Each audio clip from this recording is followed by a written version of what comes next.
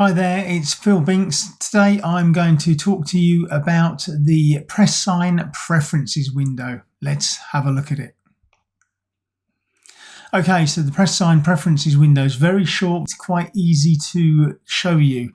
The first thing that you might see is the language, and you've got a language drop down for your preferred interface language. This is the interface language, and you've got a wide range here. Obviously, some of these may help you to follow what's in the pressSIGN interface. So we then have the measurement units that are used throughout the software interface. You can choose inches or millimeters. So if you know your press width, for instance, in inches, then choose inches. Otherwise, you can use millimeters. Text endings and file format endings, pretty much just leave them as they are on the default. If you need to change these, then your system administrator will know that, and that's commonly because you are linking to a secondary system that takes pressSIGN files and requires a certain file format. Don't change those, otherwise there's really no need. Let's jump up to the notifications section. Here we can get pressSIGN to automatically open a PDF if you are creating a report within the software. That's in the export reports and dialogues area, and also the OpenJob the database export reports area. They can create PDFs and they can be automatically opened on your computer. For instance, on a Mac, by default it would open in the preview application or whatever your default PDF viewing application is. You can get notifications and you can get sound notifications as well. This is a good little one here. If you forget your password, then you can put in your email address and pressSIGN will say, have you forgotten your password? That will then email you using your email software to email you the reset password. Okay, other preferences. So the software will log you out after a certain amount of time if you are not using it. So that's quite easy to see. You can limit the database cache, and pressSIGN will tell you what the cache level is at the moment, and you can reset that if you want to. And then we come on to an interesting one where you go for the density measurements. Now obviously pressSIGN doesn't work with the densitometer. It converts the spectral data into density numbers.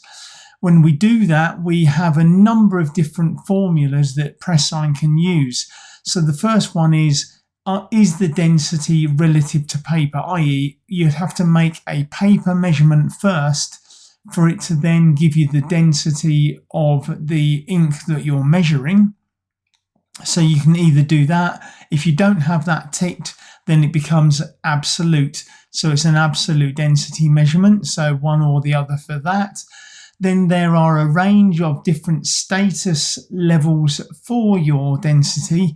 Typically, you'll be using status T or status E. Loosely speaking, status T is used in the US and North America. Status E is loosely in Europe.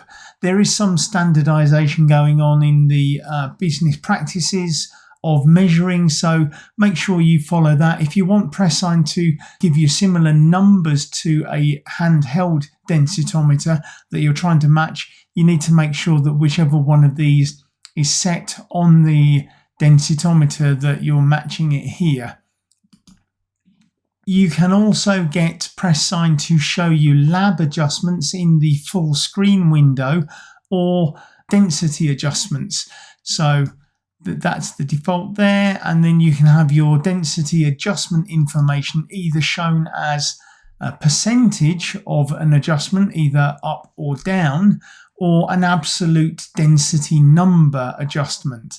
So again, that's in the full screen view and in the summary view to show you whether you want to make an adjustment up or down of the solid colours that you're measuring within pressSIGN, CMYK and the spot colours.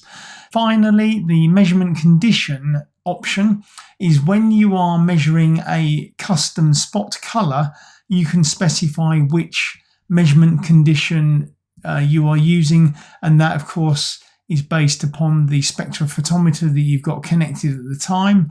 But if the spectrophotometer can achieve a certain measurement condition, it will use whatever you've selected here.